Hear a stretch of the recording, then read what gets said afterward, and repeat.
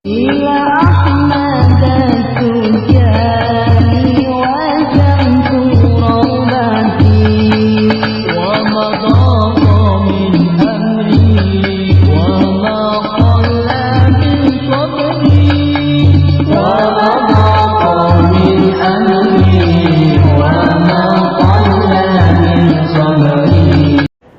yang kami hormati, ini mencuci dari kencing, mencuci dari ketika mencuci dari apa? Dari air besar, ya juga seperti itu, ya harus disiram. Kalau tidak pakai sabun itu bahayanya kondisi sekarang. Bagaimana? Kalau nanti ya tangannya masih kan bau misalnya. Kalau masih bau berarti masih najis. Maka amannya memang pakai sabun. Jadi sebelum diguyur yang banyak, diguyur sedikit dulu, kemudian disabun dengan sisa-sisa kotoran yang ada, kemudian terakhir diguyur dengan yang banyak. Ya, karena pakai sabun relatif lebih cepat mencucinya. Itu. Jadi kalau masih tangannya masih terasa gimana, kan najis itu kadang-kadang licin kan, ya berarti masih najis tangannya, otomatis di situ juga masih najis. Kalau sudah disabun biasanya sudah keset dan juga baunya sudah hilang. Ini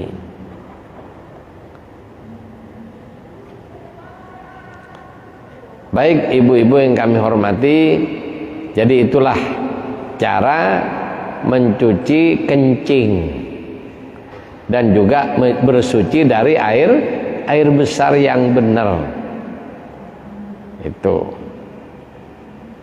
Kemudian sekarang juga yang penting juga kita perhatikan itu tadi, ya kalau ibu memperbaiki lagi renov dan sebagainya, perhatikan tukangnya ketika kita membuat kamar mandi itu, jangan biarkan begitu saja. Jadi yang paling bagus itu miring, lantai kamar mandi miring menuju tempat pembuangan. Kalau miring airnya lancar, maka relatif najisnya lebih mudah dihilangkan. Kalau datar, ya bisa balik lagi ke cembeng, lah itu. Tahu ngecembeng, Bu? Jadi airnya menggenang. Ya, kalau kecembeng ini bahasa Jawa Timuran. Itu karena masing-masing daerah punya bahasa sendiri. Kalau bahasa Sunda apa, Bu? Ngecembeng ini. Ya? Apa terus? Ngembeng. Jadi itu. Jadi ibu-ibu yang kami hormati, mari kita lanjutkan dengan cara mencuci itu sudah, kemudian juga mencuci lantai kamar mandi amannya pakai sandal. Sampai di sini jelas, Ibu? Lanjut. Nah, kita bagaimana mencuci pakaian? Umum, kan sekarang sudah umum pakai mesin cuci. Mesin cuci itu berapa? Volumenya ada sampai 2 kula. Kalau nyuci dibedain dulu yang najis dengan yang suci enggak? Karena ada kotor tapi suci, ada bersih tapi najis.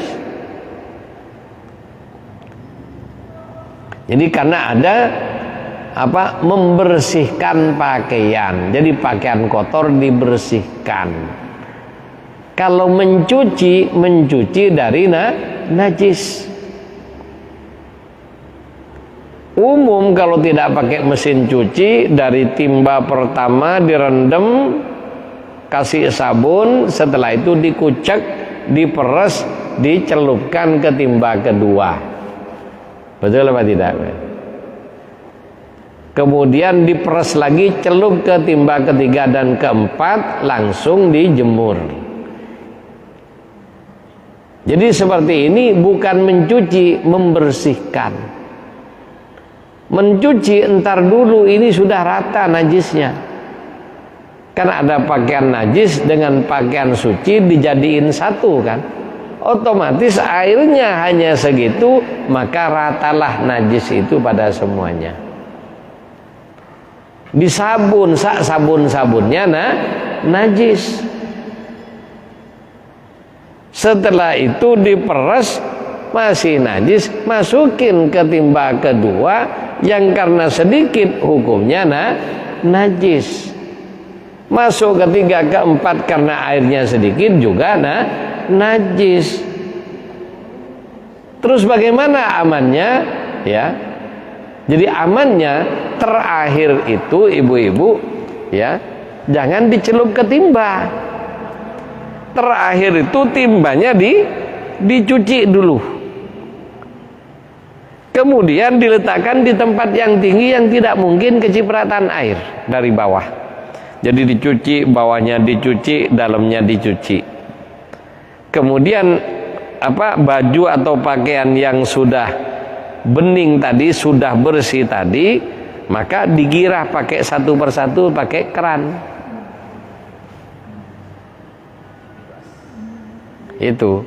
Ini yang paling aman. Atau minimal pada timba terakhir itu setelah terkumpul seluruhnya dikasih air sampai meluap. Dan jangan sebentar ya, karena apalagi gara-gara pakai PDAM, pokoknya nyiprat sedikit keluar sudah cukup. Tidak cukup, Bu.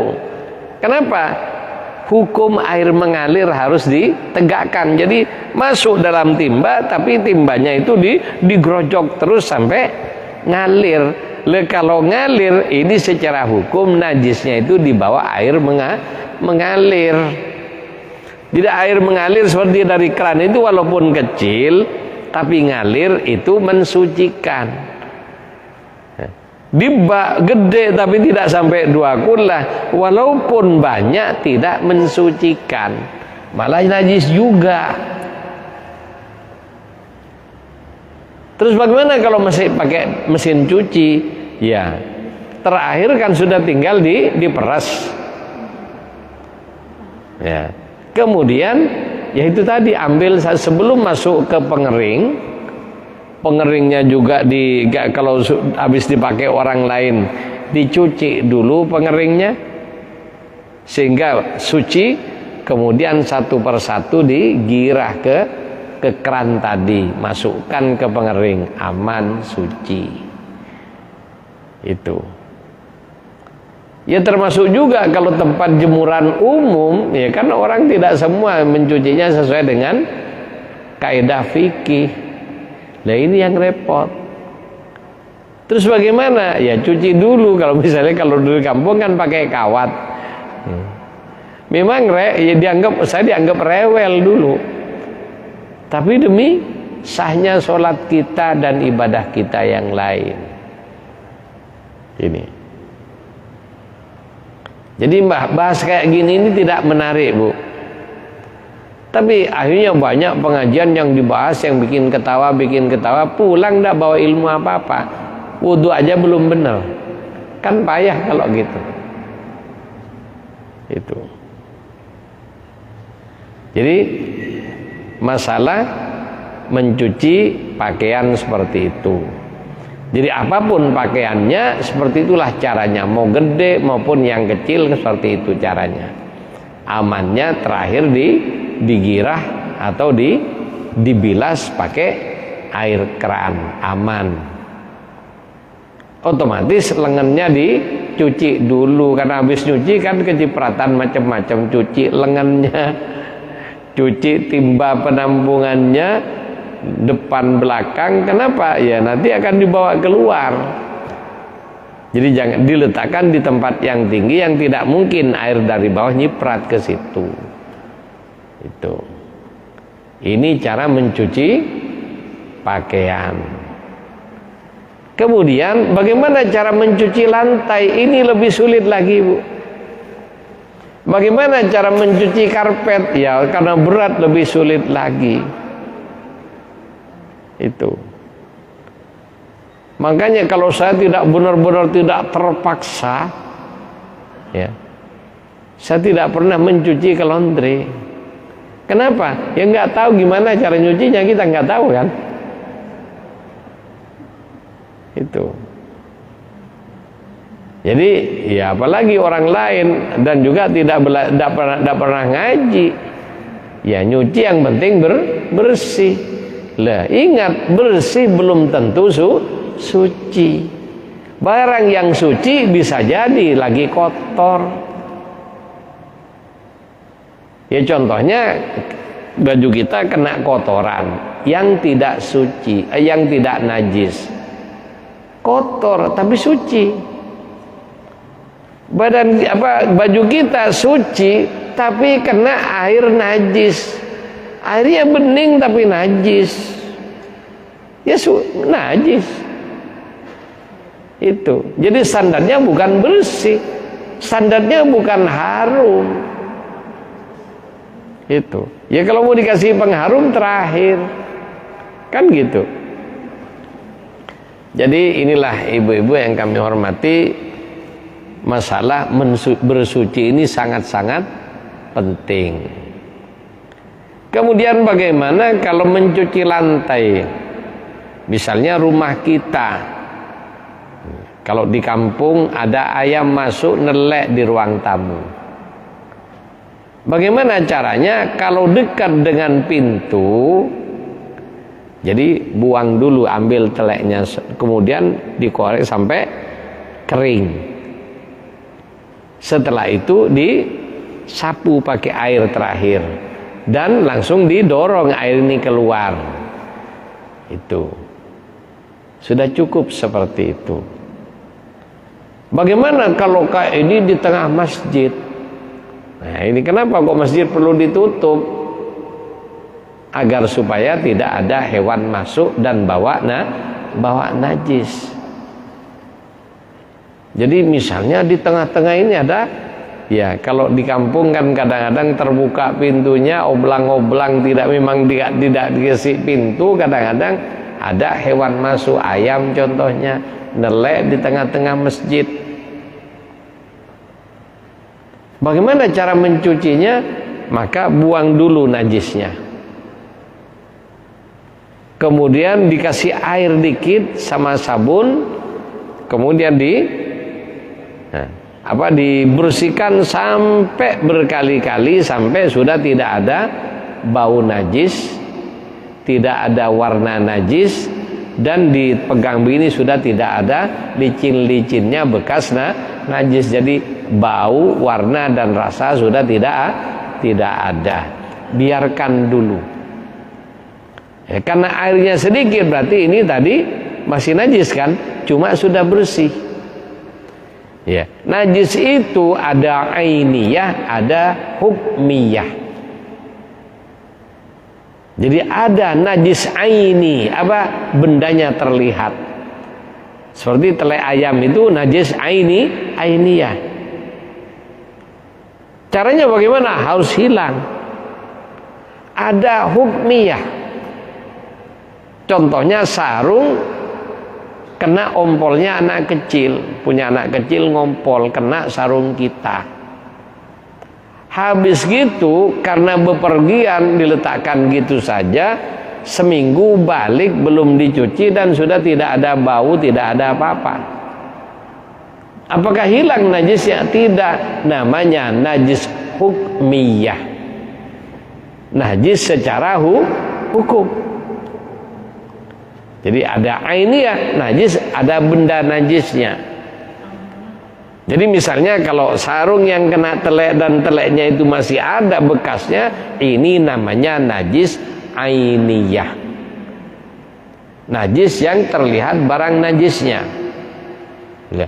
Kalau najis itu barangnya sudah tidak ada baunya, tidak ada rasanya, tidak ada, tapi belum disucikan, itu namanya hukmiyah, najis secara hukum. Bagaimana cara menghilangkan najis secara hukum? Ya, karena misalnya lantai ini secara hukum masih najis, najis hukmiyah itu cukup misalnya air 1 galon, 1 gayung, siramkan ke situ. Ya, kalau memungkinkan didorong sampai keluar. Lebih aman lagi agak banyak, misalnya ya disiram dari sini, disiram lagi, siram lagi sampai keluar, itu lebih aman. Ya. Andai pun misalnya tidak mungkin kayak gitu, ya, yang penting sudah disiram dengan 1 gayung, kemudian air yang ada di situ dikeringkan pakai kain, diserap, kemudian dikeringkan, sudah cukup. Kalau namanya najis hukmiyah itu. Kalau masih ada bendanya, najisnya masih ada, harus dihilang. Makanya kalau di tempat yang luas, maka harus dirubah dulu kondisinya dari ainiyah menjadi hukmiyah. Jelas ibu-ibu? Kemudian ibu-ibu yang kami hormati, jadi itu cara mensucikan lantai dari najis ainiyah dan hukmiyah. Kemudian berikutnya, ya bagaimana kalau kita menempati, misalnya ada rumah yang lama tidak ditinggalin sehingga kotor, ya otomatis kita buang kotorannya, dan selama di situ tidak terlihat ada najisnya, maka hukumnya kotor saja tapi tidak najis. Jadi kotor belum tentu najis itu, dan najis belum tentu kotor. Nah ini makanya perlu dibedakan membersihkan dengan mensucikan.